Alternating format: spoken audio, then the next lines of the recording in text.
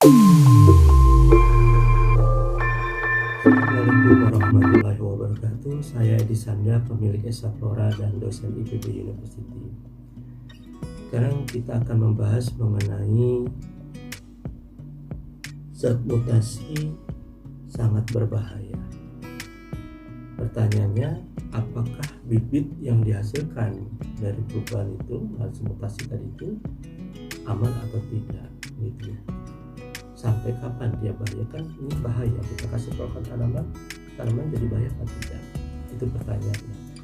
Nah, untuk menjawab ini maka kita berusaha untuk mengkritisinya, melihat prosesnya dengan jelas dan membahasnya tadi itu berdasarkan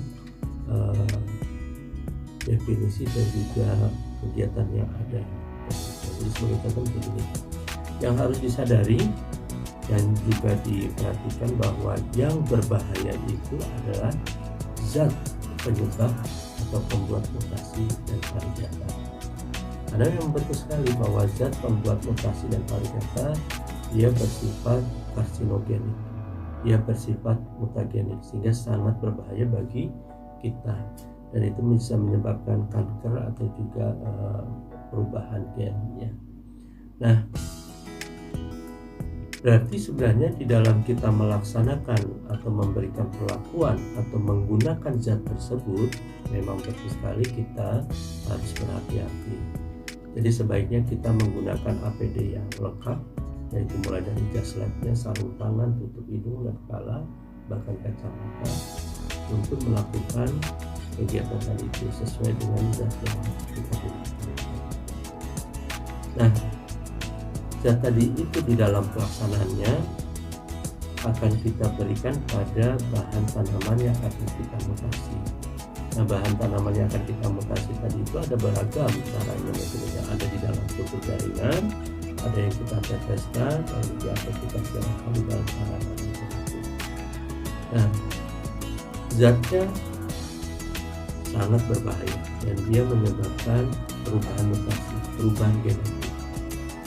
Gennya berubah, terus kemudian diekspresikan. Bahaya apa tidak?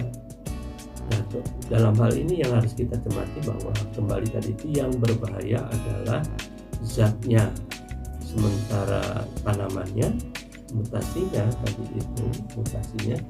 Memang mutasi di sini kita harus hati-hati. Ada mutasi yang dia berpeluang menghasilkan suatu metabolit, suatu zat yang baru yang berkemungkinan misalnya dia berbahaya.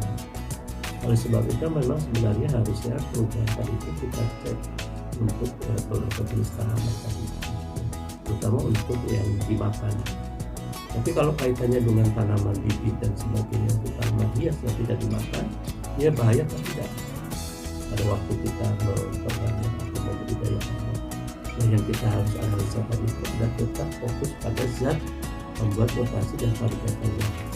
Dia sampai kapan ada pada tanaman tersebut? Kalau yang kita berikan itu misalnya di media kultur dan kita memberikan perlakuan itu, kemudian kita multiplikasi, kita pindahkan, kita subkulturkan ke media baru, yang ini yang ada zat yang sudah kita pisahkan, dan di tanaman memang masih berpeluang dia ada, tapi setelah bermultiplikasi beberapa kali dia akan, yang tua tadi itu kita pinggirkan, ada yang baru lagi, sehingga keberadaan dari si zat mutasi tadi itu sudah tidak ada lagi pada bibit yang dihasilkan ini, dan dia bersifat permanen mutasinya dan sudah tidak ada zatnya, berarti dia aman bibit tadi itu. Nah, bagaimana dengan perlakuan yang diberikan pada tanaman tersebut? Jadi dia memang pada individu yang diberi perlakuan, dia aman apa tidak? Nah, kembali ke tadi itu, kita yang harus tahu adalah perubahannya tadi itu aman apa tidak. Kemudian yang kedua, sampai berapa lama zat tersebut terakumulasi atau dia terdegradasi. Nah, terdegradasi ini ada beberapa macam penyebabnya. Yang pertama adalah terdegradasi karena suatu proses kimia, dan yang kedua adalah dia terdegradasi karena faktor lingkungan, ya, faktor waktu juga itu. Nah,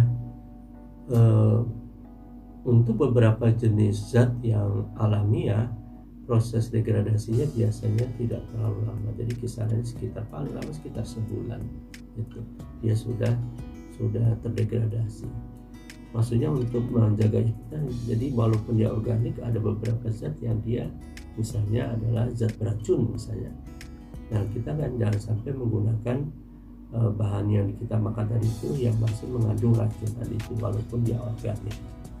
Nah kalau zat yang bersifat sintetik buatan manusia, maka zat yang sintetik ini biasanya memiliki daya tahan yang jauh lebih lama, sehingga kira-kira diperlukan waktu untuk amannya tadi itu sekitar 6 sampai 1 tahun kalau untuk bisa terdegradasi tadi itu. Jadi kita harus hati-hati kalau menggunakan bahan tanamannya tadi itu diberi perlakuan tadi itu untuk dikonsumsi secara langsung. Tapi kalau yang kita gunakan itu adalah turunannya, maka sebenarnya zat itu sudah tidak ada lagi pada turunannya tersebut. Demikian.